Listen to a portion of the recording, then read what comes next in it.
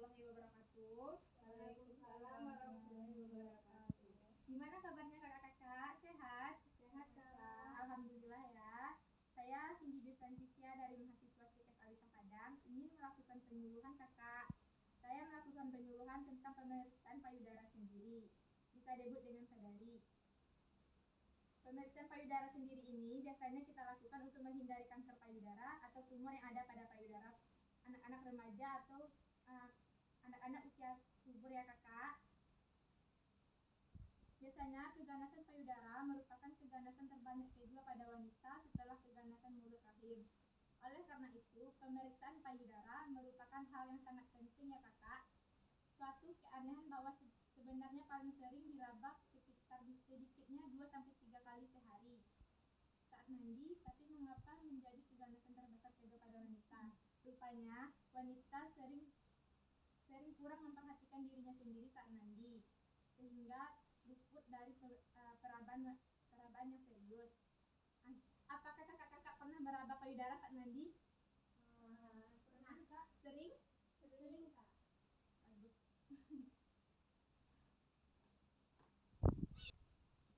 Oke kakak-kakak, konsep payudara saya di sini akan menjelaskan sedikit ya kak ya. Biasanya tumor adalah suatu benjolan yang terdapat dalam tubuh kita karena pertumbuhan sel-sel yang berlebihan.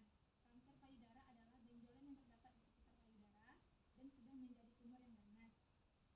Faktor resiko terjadinya kanker payudara yaitu bertambahnya usia, ketika masa haid mulai dan berakhir, yaitu menunda kehamilan, ibu yang tidak mau menyusui anak, sel-sel payudara yang abnormal, kelebihan berat badan, wanita yang tidak menikah, minum alkohol dan merokok, mengkonsumsi pil KB, menjalani terapi hormon, sejarah keluarga.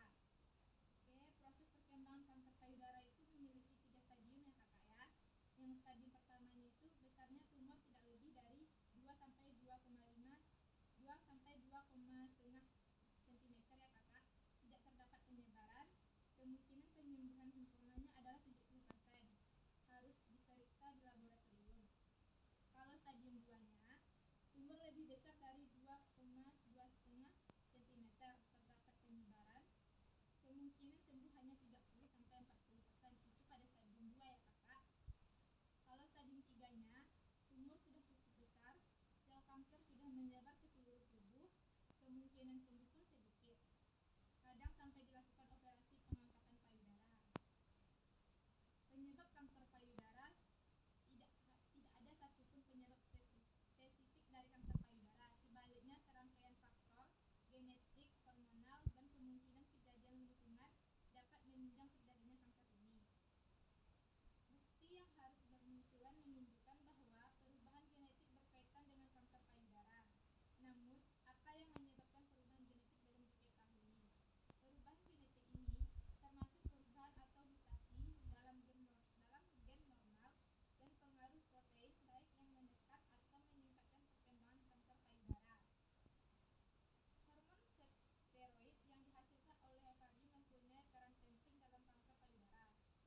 2 hormon ovarium utama, estradiol dan progesteron, mengalami perubahan dalam lingkungan seluler yang dapat mempengaruhi faktor keturunan bagi kanker payudara. Di sini saya akan membagikan poster ya kakak ya. Bisa dibaca ya kakak. Yang di poster yang saya bagikan itu terdapat langkah-langkah cara kita mengurangi melakukan sadari kita mengurangi kanker ya kakak. Itu konsep pemeriksaan payudara sendiri atau sadari, itu sadari itu merupakan pemeriksaan payudara sendiri secara manual ya kakak ya.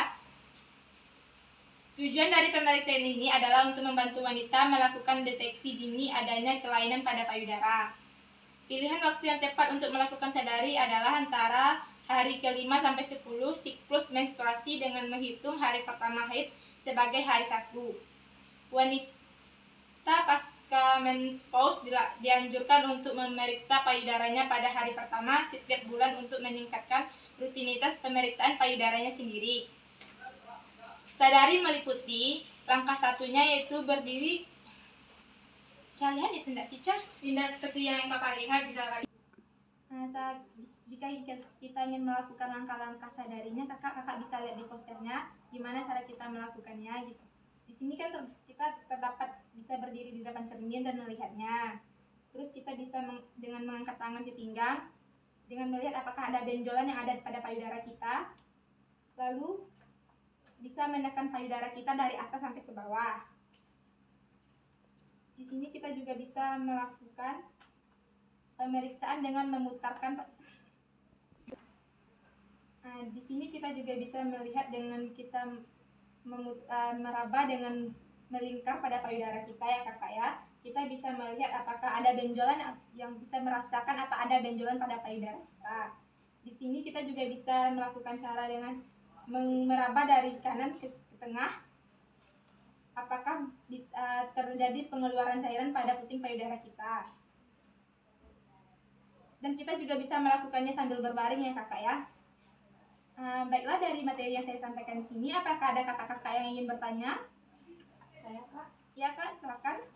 Tadi Kak sudah menjelaskan apa saja faktor gejala payudara. Apakah bisa Kak jelaskan kembali? Faktor gejala payudara ya? Iya kak.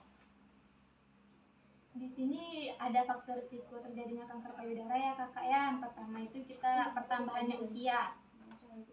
usia bisa terjadinya kanker payudara pada kita. Yang kedua itu ketika masa haid mulai dan masa haid mulai berakhir gitu juga bisa ya kakak. Itu menunda kehamilan. Ibu yang tidak mau menyusui anaknya juga bisa menyebabkan kanker payudara. Lalu sel-sel payudara yang abnormal, kelebihan berat badan, wanita yang tidak menikah, minum alkohol dan merokok, mengkonsumsi pil KB, menjalani terapi hormon. Di sini kita juga bisa melihat faktor risikonya ya kakak ya. Jadi usahain agar kita menghindari semua ini ya kakak ya. Silakan.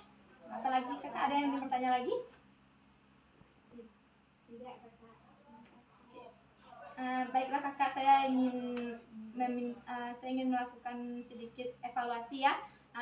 Di sini saya ingin bertanya kepada kakak-kakak, apakah kakak-kakak bisa mengulang kembali salah satu materi yang saya sampaikan tadi?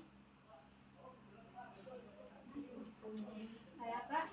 Ya kak. Berarti di sini saya akan menjelaskan kembali cara sadari tentang penyakit payudara ya kak ya. Dimana cara perawatannya itu seperti tekan payudara secara meningkat seperti dalam gambar, dan rasakan apa ada benjolan.